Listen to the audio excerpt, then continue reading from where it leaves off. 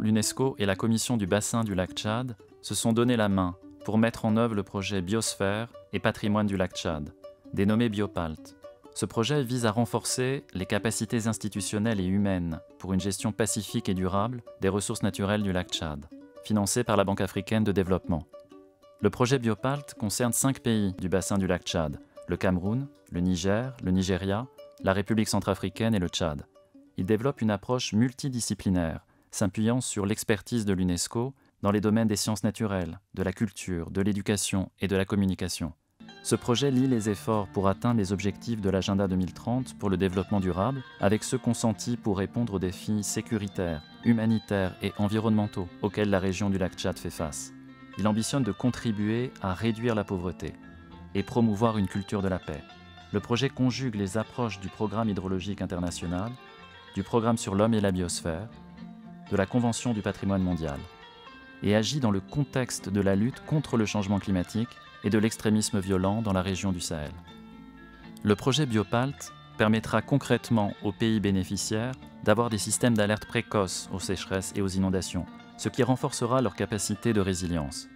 De nouvelles connaissances seront produites en vue d'améliorer notre compréhension scientifique des facteurs complexes d'altération du lac Tchad, notamment les effets du changement climatique, les effets des activités humaines, et de proposer des solutions innovantes d'adaptation à ces changements. Le projet Biopalt permettra également de former 300 décideurs, scientifiques et dirigeants communautaires aux techniques de négociation de la gestion pacifique des ressources naturelles et en eau.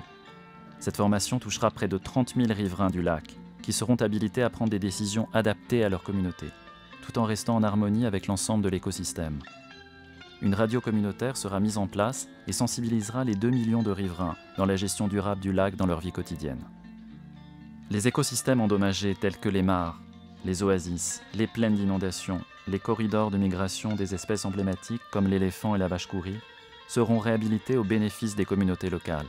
Ces communautés, notamment les jeunes et les femmes, bénéficieront en outre d'activités génératrices de revenus à base d'économies vertes à travers la valorisation de produits comme la spiruline. L'ensemble de ces activités seront mises en œuvre dans une dynamique transfrontière qui offre une formidable opportunité de coopération et d'intégration sous-régionale pour favoriser l'inscription du lac Tchad comme réserve de biosphère et site du patrimoine mondial. Cette reconnaissance internationale lierait davantage le destin des diverses communautés du lac pour reconstruire l'espoir et aborder l'avenir avec optimisme, dans un climat de paix et de développement.